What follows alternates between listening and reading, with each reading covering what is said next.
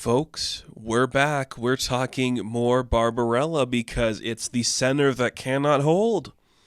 The center cannot hold. The new Barbarella comic book, which is literally just issue 11 of the last run.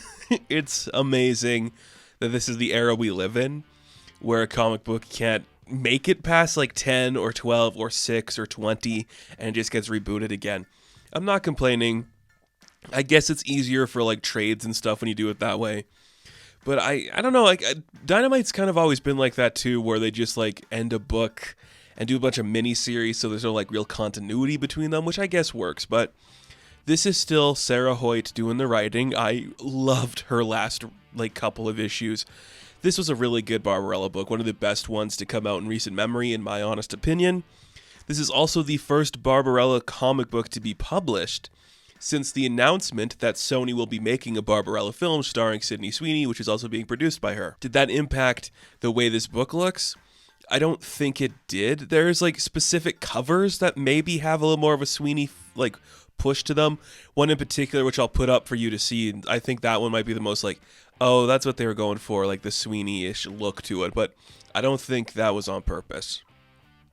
This is a continuation, which gets me really excited because I really like that last run. It is a new artist this time. Riccardo Bogani is taking over, and it's a huge contrast. And I'm looking at the pictures, and I'm thinking to myself, well, it's not as good as the previous artist of the past couple of issues, but I don't think it's like bad art in particular. It's just a little more like jarring compared to what the last one was. So yeah, it's fine. Really no problem with it whatsoever. The end of the last issue, we saw that the architects of the universe, which is what Vix's race is from, there might be leading into a potential war against like the Unnameable, which is like another eons old identity for a being that could do all this stuff that's kind of scary. You know, the kind of stuff we're not really used to seeing in other comic books. Just big old war stuff about the brink, and Barbarella's caught in the middle of it.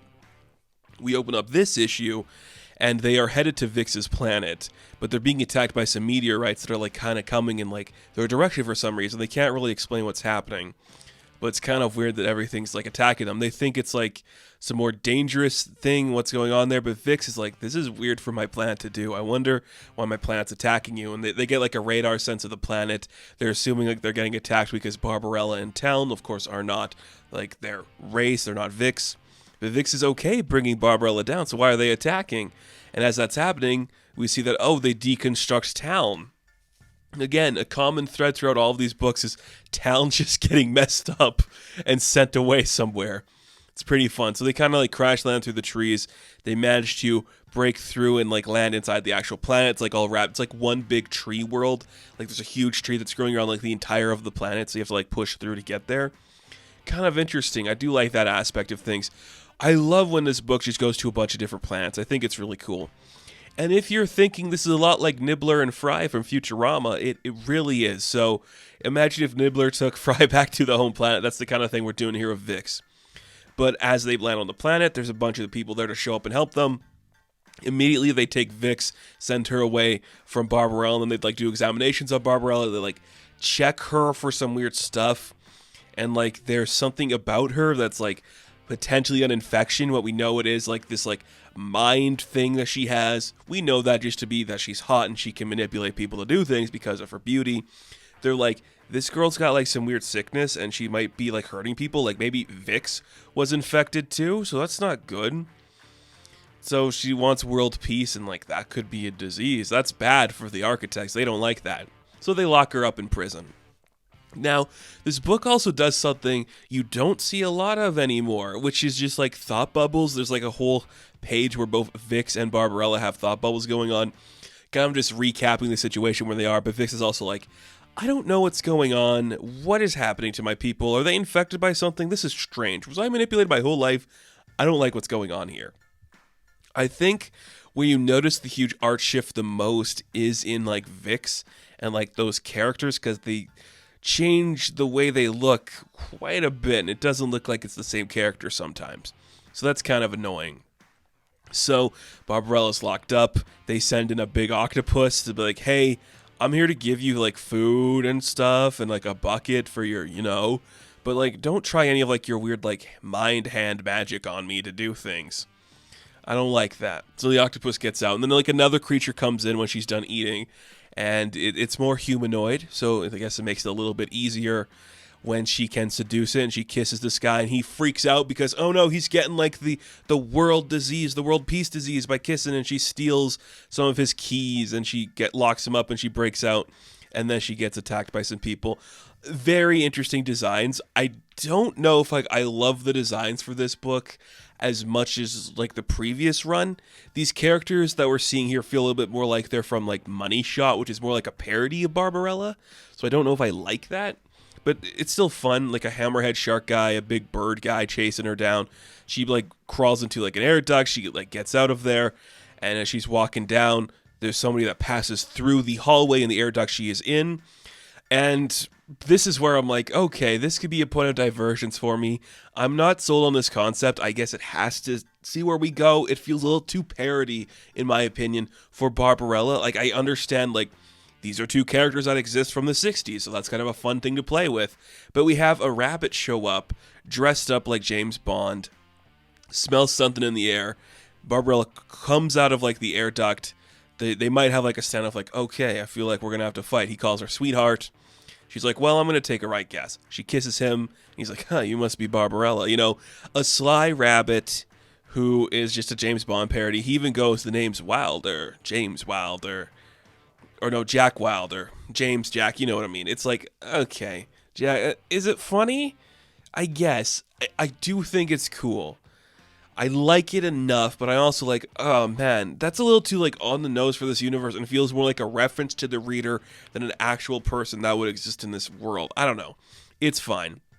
But he's got a secret thing going on, and he has to show her something. He's also working here doing something against the architects. The architects, we're building them up to be the big bads of this story. So they kind of like break out of the facility, get through the trees. There's like a house that's growing outside, and when they walk inside of the house, we see two beautiful rabbit girls dressed like 1950s housewives, and there's two kid rabbits playing on the ground. Or is one of them a rabbit and the other one a fox? Now that I'm thinking about it, I think one of them might be like a fox or something. But you have Fuzzy Tail and Kitty Licks. I'm like, oh, are we doing this? Are we really doing this, Sarah? Like, is this what we wanted to do? It's cute, but I'm like, what are we doing? Turns out that the planet is actually a spaceship, so they blast off planet, and they get out of there, and she's like, but Vix is there. I need to come back for Vix. And he's like, baby, we'll get Vix later. That's a problem for another time. He also mentions that he works for, like, a secret confederation known as the Innumerable, and you're like, oh, great, another one? So we have the Architects, the Unnameable, and the Innumerable. So 3 of these secret clandestine organizations doing whatever they want. Okay, I don't hate that. Again, it's so, like, on the nose with the James Bond thing, where I'm like, oh, he wants a Caratini, shaken, not stirred, where it's just a reference for the reader and doesn't feel like a real character, and that kind of upsets me. But again, I know what I'm reading. It's not supposed to be taken seriously. Like, you cannot solve world peace by loving people. It's all a parody, but it's great and it's fun. But they blast off into space. We have Kitty Licks piloting I guess Kitty wouldn't be a fox then, would it? I don't know. I didn't think about it. I just like, oh, those are large lady bits on her. Okay, cool. But because, Jack's trying to get this girl to trust him, he reconstitutes Talon. He shows up. He's like, why are we in, like, a weird house from the 50s of Earth? And where's Vix? And Vix is with her people, and they try to take her because we're like, Barbarella escaped. Do you have anything you want to tell us about that? Vix? But they take their house rocket ship. They land on another planet that looks like it's just a bunch of farmers growing stuff. I guess it's kind of like, all these like foresty creatures, farmland creatures living in this place. But it's also kind of like desolate and nothing good, which we'll explain at the end there. But before we get to that point, we also see that Vix is like being interrogated and maybe just like destroyed by like the other architects. Like, we're going to have to use the mind probe because clearly you're lying about helping Barbarella escape. You're like, okay, we're really messing with Vix this issue. Okay, I guess that works. Like, she's a supporting character now. It's kind of fun. The book kind of ends with Jack telling us what happened to his planet. It was like, we used to be prosperous and great, you know? We just lived great, had fun, everyone was doing great. Now we can like barely harvest and reproduce. Our civilization has fallen. It's all because of the architects, so I'm going to have to tell you about them. So next issue, I guess we're going to do like a flashback to Jack and see what his life was like before the architects showed up. Cool. And that's where the issue ends, and I'm like, it's good. It's just good to be back. I am a massive Barbarella fan. I've been a supporter of this character and been wanting a good representation of her for a while now. This feels like we're coming close, which is kind of exciting. I don't know if it's as strong as the last issue. I really like the artwork in the last run and the story of just like an evil counterpart of her that hates love so much was such a fun, compelling narrative. But this one having like these weird, scary little creatures that are controlling the world. She has to team up with like a hot rabbit. It's cute. It's not my favorite, but I also think it's still well written. And again, having Miss Barbarella figure out the new role she's playing in the universe is always exciting to see. So I am very interested where this book is going to go. I hope it sticks the landing. I really do. I think it's going to. But for a first issue, I did like other ones more. I think this is I don't know if it's a great jumping on point, but if you have read the past 10 issues, it's a good follow-up. Just looks a little bit different. It might be a little more tongue-in-cheek in some areas. I guess if you're going to do like a Secret Agent Rabbit, hell, just go for it. I wouldn't have went all the way, but what do I know? It's fine by me. So Barbarella, the Center Cannot Hold, issue number 1, I am going to give a 7 out of 10. And thank you all for watching this review. Be sure to like and subscribe to the channel. As always, you can check me out on Instagram, TikTok, and Hive, and I will catch you in the next one. Have fun, stay safe, good luck.